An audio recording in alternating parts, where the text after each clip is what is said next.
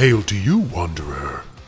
It is with great undying pleasure that I present to you the undisputed heavyweight mascot champion of the world, Eddie. In the late 70s, a metal monster for the ages was born in the underground clubs of London.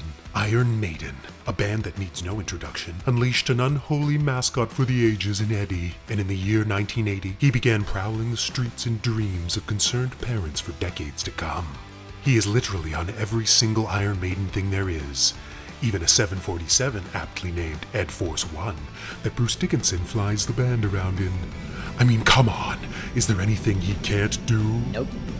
The band and their mascot are indeed one of a kind, and it's thanks to Iron Maiden that generations of bands were inspired to write dueling melodic riffs and create metal mascots of their own. And both Maiden and Eddie are far from done with you mortals yet. The origin story of our hero begins in the dimly lit pubs of East London, where Steve Harris figured his new band needed a little extra spark to help them stand out from the crowd. He turned to theatrics and had an art student friend of their legendary lighting man, Dave Lights Beasley, make a papier-mâché mask from a mold of his own face. The mask would squirt fake blood all over the drummer at the end of the set during Iron Maiden, their closer back in the early days. That's right, the band with one of the biggest and baddest stage shows in the world started out with arts and crafts made by students.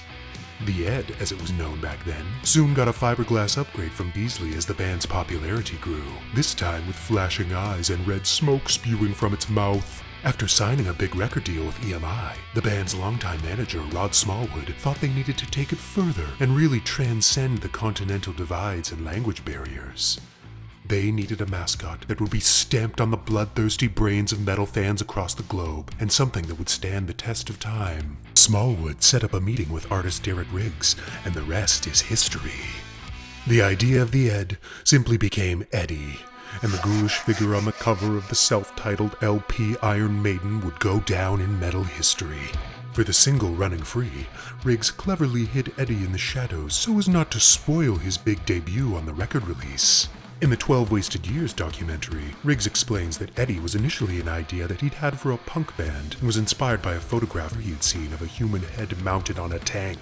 With the release of Killers in 1981, Eddie took the next step in becoming the immortal soul of Iron Maiden, and this much scarier version of the creature had exactly the effect Smallwood and Harris initially hoped it would, grabbing the attention of every teenager who set foot in a record store. Killers set in motion a career trajectory most mascots only dream of. But it was the 1982 release, The Number of the Beast, and the introduction of Bruce Dickinson on vocals that would launch Iron Maiden and Eddie to entirely new levels. One of the greatest metal album covers of all time, Eddie controlling Satan like a puppet is a wildly brilliant image, and helped the record fly off the shelves, selling 20 million copies to date. Riggs claims the idea was inspired by Doctor Strange comics and decided to make Satan look like Salvador Dali as a joke. The singles art Riggs was producing during this period were as good as the album covers, and the songs behind them will forever be some of the most influential in the history of heavy metal. The Beast on the Road Tour would also begin a new classic staple of Maiden's signature live show, with a walk-on Eddie appearance each night. Maiden continued their unprecedented run with Peace of Mind, featuring a snarling Eddie confined to a padded cell and straitjacket. And the Peace of Mind tour in 1983 would spawn a new level of Eddie integration into the shows, with a massive 12-foot Eddie in a straitjacket, having its brain ripped out by Dickinson on stage and given a straight-up beating that would make any hooligan proud. Things have gotten a little less violent, but no less theatrical and epic when it comes to the giant walk-on Eddies in the live show. Powerslave would see a further transformation of Eddie and an evolution of the heavy metal album cover itself. Strong graphic design principles and a towering godlike Eddie carved into a giant pyramid created an incredibly impactful cover with a unique feel to it. And of course musically it was rife with more absolute bangers like Aces High, 2 Minutes to Midnight, and Rhyme of the Ancient Mariner. The epic detail-oriented covers would soon dive deep into the future with the release of Somewhere in Time, transmuting Eddie once more. This time from ancient pharaoh to cyborg soldier, Riggs hid dozens of symbols and Easter eggs throughout the entire Blade Runner style image. This is one of those amazing album covers you can just look at for hours and hours on end and still find something new in it every time. The seventh son of a seventh son saw yet another new imagining of Eddie, this time with a very surreal and strange twist with nods to previous Eddies from Peace of Mind and Somewhere in Time, and of course a bunch of frozen Eddies from the past on the back cover. The series of artworks for the singles from this record was as incredible as it ever was, with their own theme to match the album. The historic influence of the Maiden art from this era by Derek Riggs reverberates to this day, with homages and callbacks still going strong. The 90s ushered in a shift in heavy metal, and music as a whole, with Maiden returning to a more stripped-down sound and a horror-inspired cover for No Prayer for the Dying, featuring a zombie Eddie bursting from a tomb. It had a few versions, including an original where Eddie was choking a poor bloke that looked suspiciously like Rod Smallwood. Sadly, this would be the last cover drawn by Derek Riggs for a full decade. Fear of the Dark continued the horror trend, this time rendered by Melvin Grant, the first of a few collaborations with the band. The graphic image of a vampiric tree goblin Eddie lit by a full moon creates a chilling atmosphere to match the opening notes of the title track.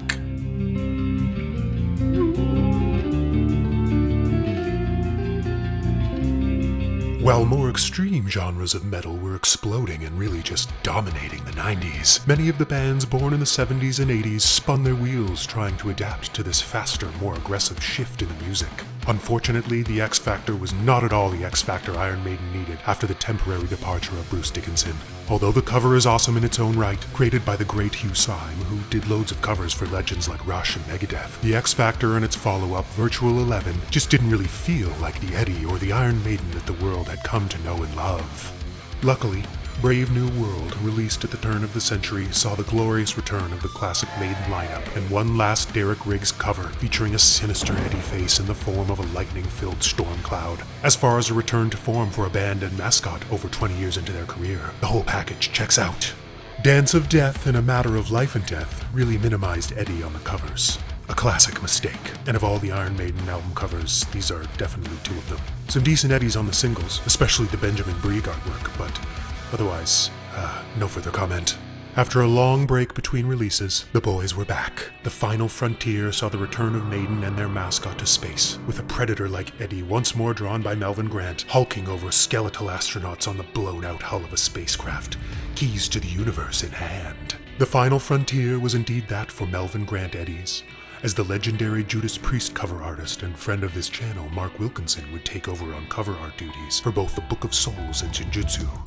These albums have a very intentionally stripped-down portrait-style approach to the mighty Eddie, but feature some incredibly cool and detailed artwork by Wilkinson for the special edition inner sleeves, singles, and booklets. They also happen to be great records. A listen to either leaves little doubt that Maiden still have it, and the writing on the wall video is living proof that an animated Eddie show should probably exist as soon as possible. That solo from Adrian? Holy smokes, are we lucky that all these years later they're still out there crushing it. Eddie will forever be the most iconic mascot in heavy metal, maybe in music as a whole. He's been the face and visual heart and soul of Iron Maiden since the beginning. The vast range of features and versions of the character speaks to his influence on entire generations of metalheads. From his own video games to a Tony Hawk Pro Skater character to official Royal Mail stamps. If you can imagine a mask or figure or shirt with Eddie on it, it probably exists for you to buy. Merchandising. Maybe the best part about Eddie, however, is how much fun the band have had with him over the years. Ed, mate, come on, can I at least have a few minutes on my drum set? I've got a gig to do. I've got to get changed.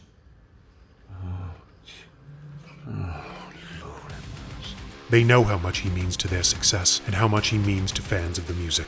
At this point, it's genuinely impossible to imagine metal without Iron Maiden and their most iconic of mascots, the greatest of them all, Eddie. I should also add that Iron Maiden are one of the few old guard bands who embrace the digital age with grace.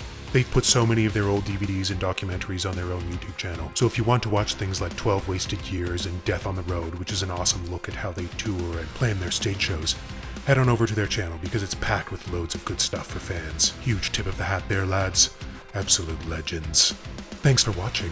If you're enjoying this series, please give it a like, subscribe, and don't forget to pass it on to another Hesher on the left-hand side.